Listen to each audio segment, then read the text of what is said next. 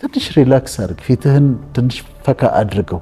ያን ያህል መኮሳተር አያስፈልግም ህይወት ላይ። እናት አዛውንት እናት ትኖራለች፣ በግድ ነው ሄደው የሚጠይቋት። አዛውንት አባት ይኖራሉ፣ በግድ ነው ሄደው የሚጠይቅ።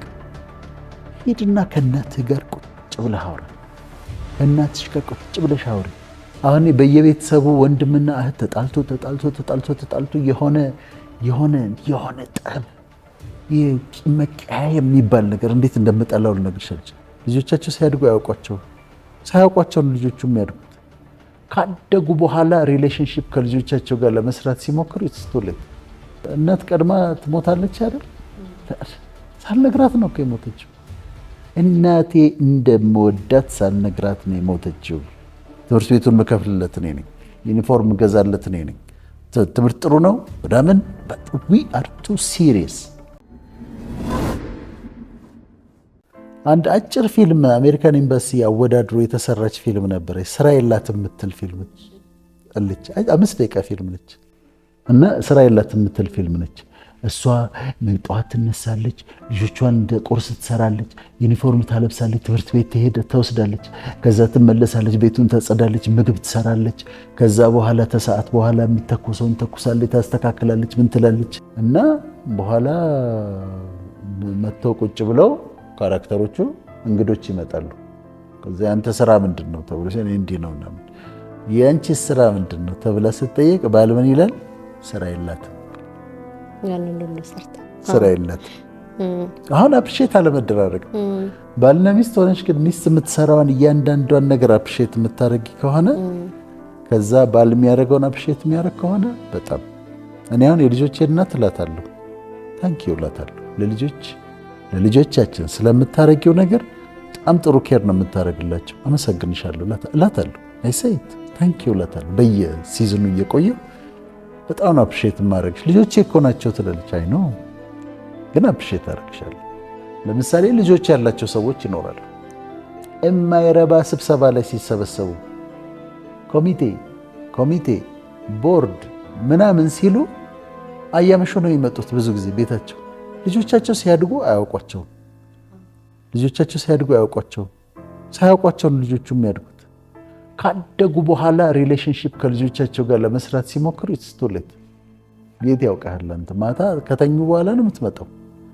እና ቀንሰን ልጆቻችንን ኢንጆይ ማድረግ፣ ሕፃን እያሉ ዳያፐር መቀየር፣ አባትም ሆኖ ጡጦ ማጠጣት። የግድ አንቺ ወይ ውሰጅና ጠጪው ወይ ውሰጅና ዳያፐሩን ቀይር፣ አንተ ቀይር እንጂ አንተ ቀይርለት፣ ኢንጆይ አድርገው፣ ጡጦን አጠጣው፣ ምግቡን አብላው። ልጆቻችንን ሲያድጉ ማየት።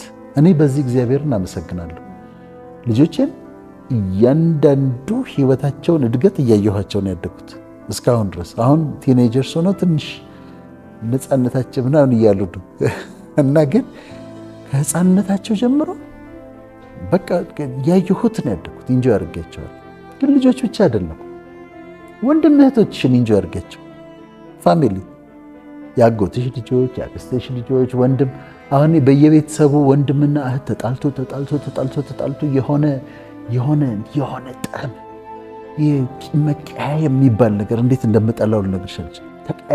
ተቀያይመው ተጣልተው እህትሽን ኢንጆይ አድርጊያት፣ ቁጭ ብለሽ አውሪያት። ከወንድም ጋር እንደዚህ ፋሚሊ ጊዜ ውሰዱ። ቤተሰብ ተሰብሰቡና የሆነች ቀይ ወጥ ሰርታችሁ ምናምን እንደዚህ አድርጉና ሳቁ፣ ተጫወቱ፣ ኢንጆይ አድርጉት። ፋሚሊን ኢንጆይ ማድረግ። እናት አዛውንት እናት ትኖራለች፣ በግድ ነው ሄደው የሚጠይቋት። አዛውንት አባት ይኖራሉ፣ በግድ ነው ሄደው የሚጠይቅ። ሂድና ከእናትህ ጋር ቁጭ ብለህ አውራ፣ ከእናትሽ ጋር ቁጭ ብለሽ አውሪ። እና ፋሚሊ፣ እነዚህ ሰዎች አሁን የቆጫቸው ምንድን ነው? ከልጆቼ ጋር ጊዜ ያልወሰድኩ። አባቴ ሲለምነኝ እናቴ ቪዚት አድርገኝ እያለች፣ ጥናቱ የተጠናው አሜሪካን ሀገር፣ እናቴ ቪዚት አድርገኝ እያለች ስትለምነኝ እናቴን ሄጄ አላዋራትም ነበር። ምን አለበት ጊዜ ብሰጣት ኖሮ ለእናቴ፣ ምን አለ ለእህት ወንድሞቼ ጊዜ ብሰጣቸው ኖሮ የሚል እንዲህ ህይወት ሊያልፍ። ስለዚህ ሁለተኛው ይሄ ነው። እዚህ ጋር እንደውም ሳላነሳ ማለፍ የምፈልገው ነገር ዶክተር፣ ብዙዎች በተለይ ወላጆች ከልጆቻቸው ጋር በቂ ጊዜ ላለማሳለፋቸው አንድ ምክንያት የሚያደርጉት ምንድነው? ለልጆች አይደለ ወይ ምሯሯጣው፣ ለልጄ ብዬ ነው ይሄን ኢምፓየር ይሄንን ስራ ይሄንን ብዙ የሚያመጡት ምክንያት አለ። እዛ ጋ ግን አስተማሪ ወላጅ አምጣ ሲባል የለም ልጁ የሆነ ፕሮግራም ወይም ደግሞ የሾ የአርት ውስጥ ሊሆን ይችላል፣ ሳይንስ ፌር ሊኖራቸው ይችላል። በሱ ጊዜ አባትየው አይኖር አብሰንት ነው ብዙ ጊዜ በተለይ ወይም እናትም ልትሆን ይችላለች እና የሚሰጡት ምንድነው ለልጄ ነው ብሮጥም ለልጄ ነውና ለልጃቸው ብለውም ነው ደግሞ በርግጥ ግን ፕራዮሪቲ መደረግ ያለበትን ነገር መለየት ያለባቸው ይመስለኛል። ኤግዛክትሊ ኤክሰለንት በጣም ፍቅር። አሁን ብዙዎቹ ኤክስኪውዛቸው እሱ ነው ለልጄ ነው ብዬ ይላሉ። በጣም ትራቨል ያደርጋሉ የሉም ቤት ውስጥ ልጆቹ ከተኙ በኋላ ነው የሚመጡት። ምናልባት ጠዋት ሲነሳ ሃይ ምናምን ተባብለው ይወጣሉ። ልጆቹም ወደ ትምህርት ቤት ይሄዳሉ። ግን እሱ ልክ አይደለም። ሲያድጉ ያጧቸዋል። ምንም ከገንዘቡ ይልቅ የሚሰጧቸው ፍቅር ነው የሚበልጠው፣ የሚሰጧቸው ጊዜ ነው የሚበልጠው። ሌላው እኔ በጣም እንደው ቤተሰቦችን እንደው በጣም መለመን የምፈልገው ነገር አለ። እንደው ታውቂያለሽ የሚቀያየሙት ነገር እህት ከእህት ጋር ተቀያይመው አይነጋገሩም ፎር ይርስ። ወንድምና እህት ተጣልተው ለአመታት አይገናኙም፣ ለአመታት አይነጋገሩም። መጨረሻው ላይ ሲደርስ ይቆጭሻል። የሆነ ትልቅ ነገር እንደተፈጠረ በኋላ እኮ ስትጠይቂያቸው በጣም ሲሊ የሆነ ምክንያት ነው እንዲያርገኝ ነውና በፍጹም እህትሽን አትቀይሚያት፣ ታረቂያት። ወንድምህን እህትህን ታረቅ። ፋሚሊ ውስጥ ይሄ መቀያየም ማለት ቂም ይዞ ምናምን መቀመጥ የሚባል ነገር እሱ ማስወገድ አለባቸውና ፋሚሊ ጊዜ ነው። እውነት ነው እንደሚባለውም እኮ ለጥላቻና ይሄ ለመቀያየም ጊዜ የለንም። መቼ እንደምንሞትም ስለማናውቀው ኤኒ ታይም እኮ ነፍሳችን ልትወሰድ ትችላለች። ስለዚህ ያስበንበት አሁን እህቶቻችን አሁን ይህን ፕሮግራም ካያችሁ በኋላ ወስኑ። እህትሽ ጋር የጣላሽበት ምክንያት ምንድን ነው? በጣም ሲሊ ምክንያት ነው። ሌላ ሰው ቢሰማው በጣም ሲሊ ነው። ስለዚህ ከእህቶች ከወንድም ከፋሚሊ ጋር ያለ መቀያየምን ማስወገድ፣ ጊዜ መውሰድ፣ ፋሚሊያቸውን ኢንጆይ ማድረግ። እንደውም እዚህ ጋር ዶክተር አንተ ከመናገር በፊት አንድ እውነተኛ የማውቀው ታሪክ አለ። ንገሪኝ። እና ምንድነው ልጁ ሞቶባት ነው ልጇን አጣችው። ስቶሪው ረጅም ስለሆነ ላሳጥረው ብዬ ነውና ሴትዮዋ ከዛ ህመም ልትነቃ አልቻለችም። ለረጅም ጊዜ ህመሙ ጸናባት እና የስነ አእምሮ ሐኪሞች የስነ ልቦና ሐኪሞች ቢያዩት በቃ ስታግናንትን የሆነችው ምንም ከኮማተስ ሰው ኮማ ውስጥ ያለ ሰው በላት ምንም በመከራ ነው የምትበላው። ፋንክሽናል በቃ እንደው ግዴታ ሆኖባት ነው መተንፈስ የምትተነፍሰውና ጥልቅ የሆነ ህመም ውስጥ ነበር እና እንደው በመከራ አንድ የስነ አእምሮ ሐኪም እንደምንም ብሎ ከሷ ጋር ትንሽ መግባባት ጀመሩና ምንድነው እንደዚህ ማለት አይኖ የልጅ ህመም ከባድ ነው ግን ብዙ ጊዜ ያልተሻለሽ ብዙ ጊዜ ልትጽናኝ ያልቻልሽው ለምንድነው ሲላት የመጨረሻ ጊዜ ልጄ ያልኩት ቆሻሻውን ጣል፣ ውጭ ላይ ያረከውን ቆሻሻ ጣል ነው ያልኩት። ቢያንስ እንኳን አይ ላቭ ዩ ብለው ኖሮ ምን ነበረበት ላስት ወርዴ የመጨረሻ ቃሌ እወድሃለሁ ቢሆን ኖሮስ እና እሱ እስካሁን ይሰማኛል አለችና ብዙዎቻችን ምናልባት ተጣልተን ከቤት የምንወጣ ይኖራል። ምን እንደሚያጋጥመን አናቅም። እሱ የመኪና አደጋ ነው የደረሰበት ልጇ እና ፍቅር መግለጽ የሚባለው ነገር በጣም ትልቅ ሀሳብ ነው። በጣም ጥሩ ምሳሌ ነው የመጣሽው። በጣም ምክንያቱም የሚጸጽታትን ነገር እንደምትወደው አለመንገሯ ነው መጨረሻ ላይ። ፊሊንግን ማውጣትና መናገር ያስፈልጋል። በትክክለኛው መንገድ አፕሪሼት ማድረግ እወድሃለሁ፣ ጥሩ ነገር አለ ላንተ፣ አደንቅሃለሁ፣ በዚህ ነገር በምታረገው ነገር ደስ ይለኛል፣ አክብሮት አለኝ፣ ሪስፔክት ዩ፣ እወድሃለሁ፣ አከብርሃለሁ መባባል።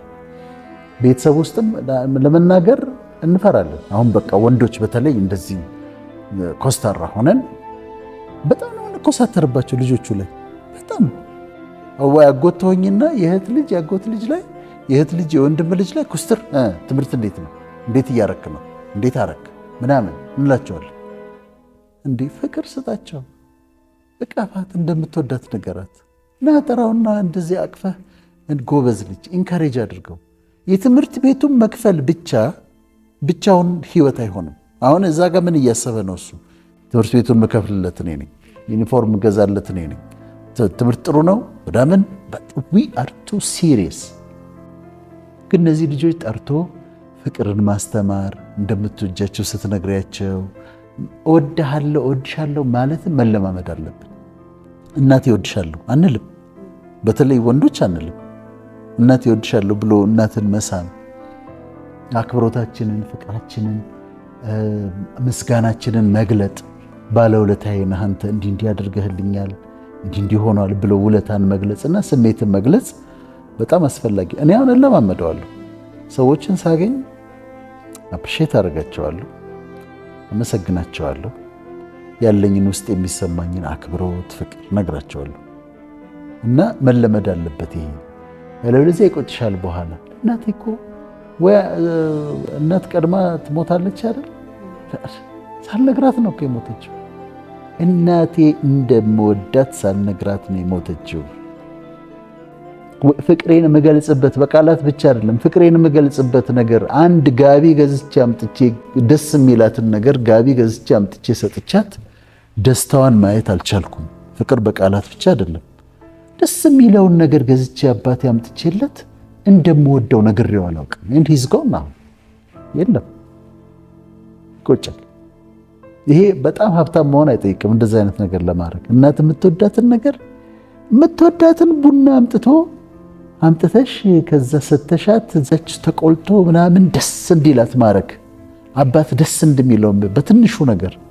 ግን በቃ ሲሪየስ ነን፣ በጣም ኮስታሮች ነን። ሰላም ሰላም፣ ደህና ነሽ? ደህና። እንዴት ነህ? ደህና። ወንድሞቻችን ወንድም ለወንድም ሲያወራ ይተሻል። እንዴት ነህ? ደህና ነህ? ሰላም። that's too serious። ትንሽ ሪላክስ አድርግ፣ ፊትህን ትንሽ ፈካ አድርገው። ያን ያህል መኮሳተር አያስፈልግም ህይወት ላይ።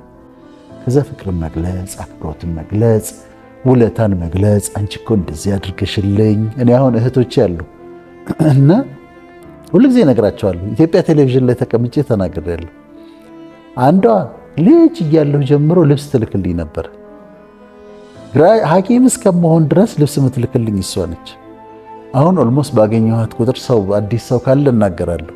አይገርማችም? እሷ እኮ ነች ከልጅነቴ ጀምሮ ልብስ ትልክልኝ ነበረ። እሷ የምትልከውን ልብስ ነው ለግራጁዌሽን ራሱ ያመጣችልኝ እለዋለሁ። እደግመዋለሁ። ደስ ነው የሚላት። ሌላዋ እህቴ ደግሞ ሜዲካል ስኩል ስማር ስፖንሰር አድርጋኛለች። በወር የተወሰነ ብር ልካልኛለች። ካናዳ ነበር የምትኖር። ሳገኛት ሰው መካከል ስንሆን አይገርማችም? እሷ ነች እኮ። ያችኛው አስቴር ነው ስሟ፣ እታለም ነው የምንለው። እችኛዋ ደግሞ ሂሩት ነች። ሂሩት ቶሮንቶ ነው የምትኖረው።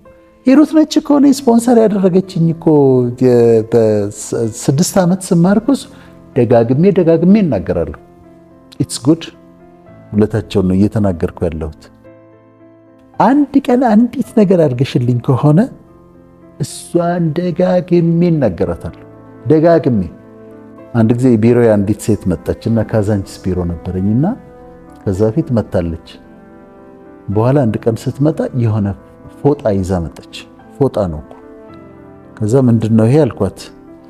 አይ በታች ቀዳዳ ስር ንፋስ ስለሚገባ እንዳይበርድ ብዬ ነው አለች። ወይኔ የሚገርም ነው። አልለበስኩትም እኔ ፎጣውን አጥፌ ነው ያስቀመጥኩት። ግን ሁሌ አነሳታለሁ ሁላችን ነገር። እና አንድ ጊዜ አሜሪካ ሲሄድ ጠራኋትና ውስጥ የተሰምቶኝ ቢሮ ውስጥ የነበረውን ሶፋ ምናምን በሙሉ አስጭኝ የሰጠኋት። የ20 ብር ፎጣ ነው ያመጣችልኝ። ስለዚህ አፕሪሼት ማድረግ፣ ማመስገን፣ ፍቅርን መግለጽ በኋላ እንዳንጸጸት ያደርገናል። እንቀጥል። የሃጫሉ ሁንዴሳ ባለቤት ሰይፉ ሾው ላይ ቀርባ የሚጸጸትሽ ነገር አላት። በጣም ገረመኝ። ምን አለች? እኔ የሚጸጽተኝ ሃጫሉ ግጥም እየጻፈ ምናልባት ቃል በቃል ላይሆን ይችላል የምናገረው፣ ማየት ይቻላል የእሷን ኢንተርቪው። ዘፈን ሲዘፍንልኝ አንተ ደግሞ ምናምን እለዋለሁ አለች። ብዙም እኔ ዘፈን አልወድም አለች። አንድ ቀን እንኳን ጎበዝ ነህ ብዬው አላቅም። አንድ ቀን እንኳን በርታ ብዬው አላቅም። አሁን ከሄደ በኋላ ይቆጨኛል አለች። የእሷ ሪግሬት ነው እና በጣም ገረመኝ። ለካ ይሄም አለ ትዳር ውስጥ ማየሽ፣ ትዳር ውስጥ አፕሪሼት መደራረግ፣ ፍቅርን መግለጽ፣ ክሬዲት መስጠት